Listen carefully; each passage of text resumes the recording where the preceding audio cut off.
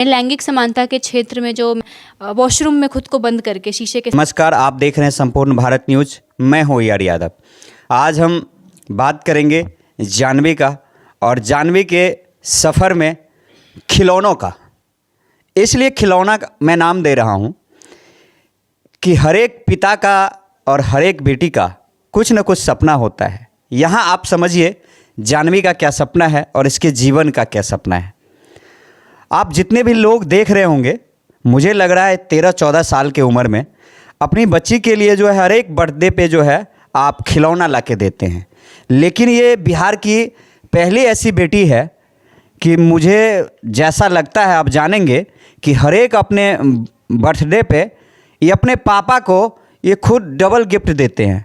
Double कह सकते हैं इसको। और ये गिफ्ट दुकान का नहीं होता है, ये गिफ्ट बाज़ार का नहीं होता है। ये गिफ्ट जो होते हैं वो पुरस्कार होते हैं, इंटरनेशनल लेवल के होते हैं। तो ऐसे लोग और ऐसी चीज़ें के बारे में आपका जानना बहुत ज़रूरी है कि खिलौना खरीदना आप छोड़ दे, नहीं तो आपके बच्चे उस खिलौने में रह जाएंगे। और खिलौना लेने का शौक़ पाल ले तो ऐसी बेटी से मुलाकात होगा। तो जानते हैं जाह्नवी जी, आपका स्वागत करते हैं। नमस्कार। और जिस उम्र में जो है पापा से लोग खिलौना मांगता है, मुझे जैसा लग रहा है कि आप उस उम्र में जो है पापा को ही उल्टा जो है आप खिलौनों के तौर पे इसको कह सकते हैं और एक सम्मान के तौर पे कह सकते हैं। आज तक कितना अवार्ड दिए हैं? अवार्ड्स की शुरुआत तो बचपन में ही हुई थी। जब मैं स्कूल के कॉम्पिटिशन्स में पार्टिसिपेट किया करती थी तो मैं उधर भी अवार्ड्स जीतती थी। डांस कंपटीशन हो, स्पेलिंग कंपटीशन, जो बच्चे करते हैं, रेस लगा लिया, कभी कुछ कर लिया, तो उसमें अवार्ड्स मिलते थे। लेकिन एक बड़ा अवार्ड जो होता है, जिसको हम एक सम्मान कहते हैं, जो हर किसी की एक सोच होती है, वो मुझे पहली बार मिला 2020 में, जब मुझे यूनाइटेड नेशंस फाउंडेशन अमेरिका की तरफ से गर्ल अप अवार्ड दिया गया। मेरे लैंगिक समानता के क्षेत्र में जो मेरा योगदान था उसको देखते हुए तो पहली बार मुझे वो अवार्ड मिला इतने बड़े लेवल पर, जिसमें सम्मान समारोह में मिशेल ओबामा जी, हिलारी क्लिंटन जी, प्रियंका चोपड़ा, मलाला यूसुफजई जैसी तमाम हस्तियां मौजूद थी। उनके यूनाइटेड नेशन फाउंडेशन के जो ऑफिसर्स होते हैं, जो एग्जीक्यूटिव डायरेक्टर थी, वो मौजूद थी। तो काफ़ी प्राउड फील होता है जब एक बच्चे के लिए सबसे गर्व की बात ये होती है जब अपने वो पेरेंट को खुशी के आंसू दे पाता है अवार्ड में। खुशी के आंसू, जब पेरेंट्स प्राउड फील करके रोते हैं। तो शुरुआत तो तब से हुई अवार्ड्स की। फिर 2020, 21, 22 लगातार 3 साल वहाँ से सम्मान मिला। इंडिया बुक ऑफ रिकॉर्ड में नाम आया, ग्रेजुएशन की डिग्री से सम्मान मुझे मिला, डॉक्यूमेंट्री फिल्म में काम किया।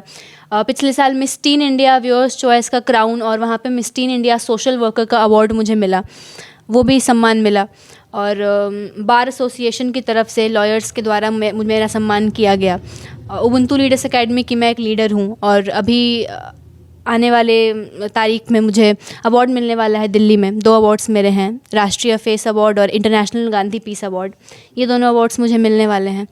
और मैं भारत विकास परिषद की भी एक सदस्य हूँ। भारत आरएसएस की एक विंग है जिसके थ्रू मैं भारत विकास, संस्कार, समर्पण, इन सारी विषयों पर बात करती हूँ वहाँ पर। और मुझे आईपीएस विकास वैभव सर के द्वारा गार्गी एक्सीलेंस अवार्ड भी दिया गया था इसी साल 5 मार्च को। और अवार्ड्स का सिलसिला ऐसा ही है। और जो आपने एक बात बोली कि बर्थडे पे कुछ गिफ्ट देना पेरेंट्स को, तो लास्ट ईयर जो मेरा ग्रैंड फिनाले था टीन इंडिया कॉन्टेस्ट का, वो मेरे बर्थडे के दिन ही था, उसका फिनाले 21 अगस्त को।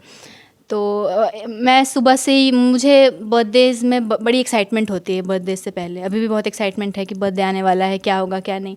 तो वो जो दिन था पिछले साल 21 अगस्त का जो सुबह थी, उस दिन मैंने यही सोचा था कि आज मैं कॉन्टेस्ट जीतूँ नहीं जीतूँ, क्या हो नहीं हो, मैटर नहीं करता, बस मेरे पेरेंट्स के फेस पे एक प्राउड वाली एक स्माइल आनी चाहिए मेरे कारण। जब मैं स्टेज पर परफॉर्म कर रही होंगी, जब मैं स्टेज पर कुछ बोल रही होंगी, क्वेश्चंस का आंसर कर रही होंगी, तो मेरे पेरेंट्स मुझे देखकर, उनकी आंखों में मुझे वो चमक देखनी थी। और मेरा यही था इरादा कि इस बर्थडे, हर बर्थडे वो मुझे गिफ्ट करते हैं और आज लकीली इस बर्थडे पे मेरा ये कॉन्टेस्ट का ग्रैंड फिनाले है, तो आज मैं उनको कुछ गिफ्ट क्यों ना दूँ। और वो जो मेहनत थी मेरी उस कॉन्टेस्ट के लिए, इस कॉन्टेस्ट के लिए जितनी मैंने तैयारी की थी, वॉक की प्रैक्टिस करना, इंट्रोडक्शन प्रैक्टिस करना, घंटों घंटों शीशे के सामने खड़े रहना, रात को जब मेरे रूममेट्स सो जाते तो मैं वॉशरूम में खुद को बंद करके शीशे के सामने प्रैक्टिस करती कंटिन्यू, कि मैं कैसे बोलूँगी, कैसे हाथ जाएंगे मेरे, किधर आंखें करूँगी, क्या करूँगी, मैं सबकी प्रैक्टिस करती। तो इसके फल स्वरूप मैंने अपने माता पिता को वो दिया कि जब मेरी क्राउनिंग हुई, जब तुषार कपूर सर, मनोज तिवारी जी, तमाम लोगों ने मुझे ताज पहनाया सर पे, तो उस वक्त जो मम्मी की आंखों से जो आंसू रुक नहीं रहे थे खुशी के, मम्मी मुझे ऐसे सीना चौड़ा कर कर देख रहे थे मुझे, नानी थी वहाँ पर, नानी भी रो रही थी खुशी से। और जब अनाउंस किया गया कि मैं विनर हूँ कॉन्टेस्ट की, कंटेस्टेंट नंबर 36, तो जो शोर किया, जो चिल्लाए पापा भाई सब लोग जो चिल्लाए, पूरा ऑडिटोरियम गूंज उठा, पूरा होटल गूंज उठा आवाज़ से। तो अवार्ड्स का तो सिलसिला ऐसा ही है, और मुझे ऐसा लगता है कि मेरे माता पिता ने ही मुझे इस काबिल बनाया है कि मैं आज अवार्ड ले पाती हूँ और मैं ये उनको डेडिकेट कर पाऊँ। तो इससे बेस्ट तरीका एक बच्चे का थैंक यू बोलने का कुछ और नहीं हो सकता। अपने पेरेंट्स को थैंक यू मत बोलो जाकर, father's day, mother's day wish मत कीजिए। मदर्स डे पर उनकी हर रोज़ उनका सम्मान कीजिए, क्योंकि माता पिता के लिए कोई एक दिन नहीं हो सकता, उनसे ही हर दिन है। फादर्स डे होता है, मदर्स डे होता है, बच्चे गिफ्ट्स खरीद कर मम्मी को देते हैं, केक कटिंग करवाते हैं, मम्मी को क्राउन पहनाते हैं, उस दिन मम्मी को पूरा क्वीन ट्रीटमेंट देते हैं। लेकिन वही अगले दिन माँ अगर डांट दे या कुछ सेवा करने का बोल दे तो बच्चे मुकर जाते हैं उस बात से। तो माता पिता को थैंक यू बोलने का बेस्ट तरीका है उनकी आंखों में खुशियों के आंसू दो, उनको फील कराओ, उनको अपने नाम से जानने के लिए ऐसा बनो कि लोग ऐसे बोले कि ये जानवी के पापा हैं, ये सूर्यांश के पापा हैं। तो इस काबिल बनो, और अपने पेरेंट्स को इससे बेहतर गिफ्ट कोई और बच्चा कुछ दे ही नहीं सकता है। तो आप समझ रहे थे कि एवार्ड गर्ल, एवार्ड क्वीन इस कम उम्र में कैसे बनी और किस तरह से जो है अवार्ड ला रही है। और ये जो आप देखते होंगे कि एक फ़ाइल है, ये पूरा का पूरा फाइल जो है पूरा पेपर, पूरा कटिंग से भरा हुआ है। और इसमें जो है सिर्फ जानवी का जो है सक्सेस की कहानी का जो है ग्राफ छपता है, जो कि इनके पापा जो है बड़ी नाजुक तरीके से इसको काट के रखते हैं। और जब भी बेटी जो है इनसे दूर चली जाती है अपनी मतलब स्टडी करने के लिए या एक्टिंग कर रही है, उनको जो है कोर्स पूरा करने के लिए, तो बस इसी कटिंग के सहारे जो है वो जो है लगता है उनको कि जानवी जो है हमारे साथ है। और तभी जो है आज इतने अच्छे पापा को इतनी अच्छी बेटी मिली है और इतनी अच्छे अवार्ड जो है इस घर में आया है।